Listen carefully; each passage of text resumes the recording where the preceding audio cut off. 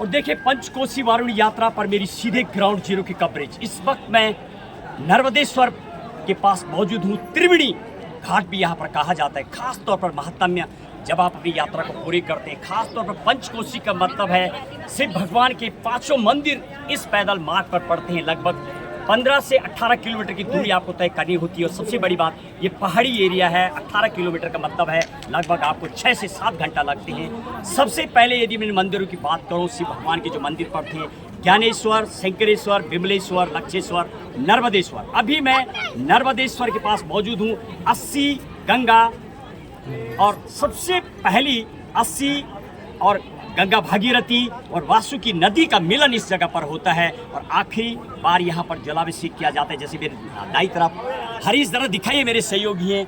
यहाँ पर लोग जब यदि यात्रा पूरी करके आते हैं, कई समिति यहाँ पर जो सेवा देती है, यहाँ पर चाय पीती हुई नजर आ रही है। जरा लगाइए फोकस। बहुत सारे मानो लगता अपनी यात्रा पूरी करके कुछ पाया है। सबसे बड़ी बात जो देखने को मिल रहा है, बहुत सारे युवा हमें नजर आए जो बिना चप्पलों जिन्होंने यात्रा पूरी की। कहीं ना कहीं सांस्कृतिक का जो एक प्रतीक है, ये सबसे बड़ी बात। जरा मेरी बाईं तरफ ये नेशनल हाईवे गंगोत्री को जाने वाला मार्ग, जब आप यहाँ जाएंगे लगभग 80 और 82 किलोमीटर की दूरी पर गंगोत्री धाम पड़ता है। और जहाँ से माँ गंगा का प्रकट्य होता है, लगभग 120 किलोमीटर की दूरी पर माँ गंगा का गौमुख, जहाँ से माँ गंगा का प्रकट्य होता है।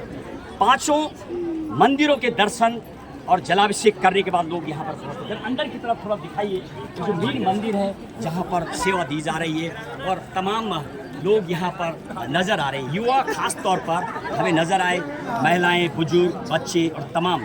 और सबसे बड़ी बात जो देखने को मिली, बहुत सारी ऐसी बुजुर्ग माताएं हमें मिली जो बिना जूते और चप्पल की, जिन्होंने अपनी यात्रा पूरी की। लगभग 8 घंटा, उनका कहना है 8 घंटा लगा है। पहाड़ी एरिया होता है। सबसे ये जो धार्मिक आस्था का केंद्र है, जिस जगह पर मौजूद हूँ, जरा दिखाइए माँ गंगा को बाईं तरफ। वर्तमान की यदि मैं बात करूँ, माँ गंगा का बहुत सूक्ष्म रूप, हालांकि माँ गंगा का रूप दिनों दिन बढ़ता चला जा रहा है। जैसे जैसे गर्मी बढ़ती है, माँ गंगा का विशाल रूप होता चला जाता है। सर्दियों की यदि बात करो तो ग्लेशियर पिघलने कम हो जाते हैं और माँ गंगा का सूक्ष्म रूप हो जाता है। लेकिन अब गर्मी बढ़ रही है, लगभग अप्रैल में कपाट भी खुल जाएंगे, यात्रा धाम भी चालू हो जाएगी।